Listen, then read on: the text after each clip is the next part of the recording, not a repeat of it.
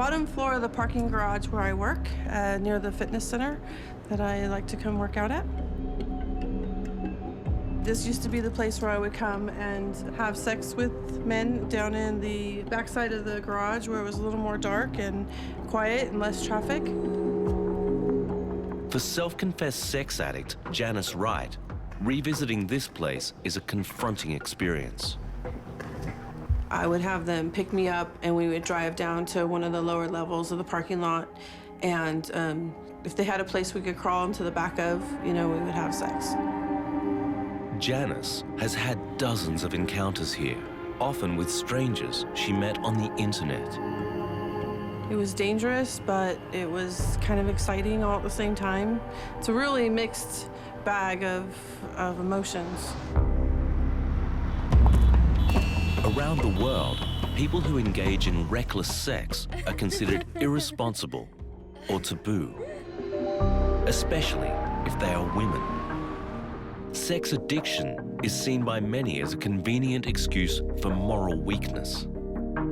But evidence is building that it is real and on the rise. People with sex addiction are called perverts or sleazy, or they're given the same set of names that people with drug and alcohol addiction were given 30 years ago, when we didn't understand that. But I think as we understand the brain better, we understand neurological disorders, and we understand how people can use repetitive behaviors to soothe themselves, sex addiction will just be a no-brainer. To understand how she became dependent on sex, Janice is confronting the past, retracing her path to addiction. It's a journey that began where the seeds of most addiction are sown, in childhood.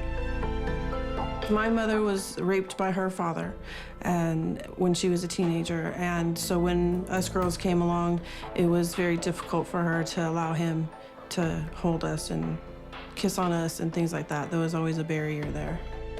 That led Janice to seek male affection elsewhere. From 14 to 16 years old, I was with a number of boys. I'm not exactly sure how many there were. Probably a dozen. Janice married twice. Her second husband was an active swinger. At first, I thought it was kind of exciting and different, and I was curious. There would be full couples swapping, or maybe just women together, or any combination of the mix that you could think of. When I was actually having the sexual act, it was very euphoric, and it always felt good, always. It's this euphoria that makes sex so addictive. For sex addiction, the biological reward is so powerful. When you have a sexual release with self or others, you get the highest level of endorphins and enkephalins. This is the big enchilada as far as brain chemistry. It's the highest reward you get for anything in life, chemically, if you know what I'm saying, within your own body. When Janice's second marriage failed, she began looking online for companionship. But all she found were men who wanted sex.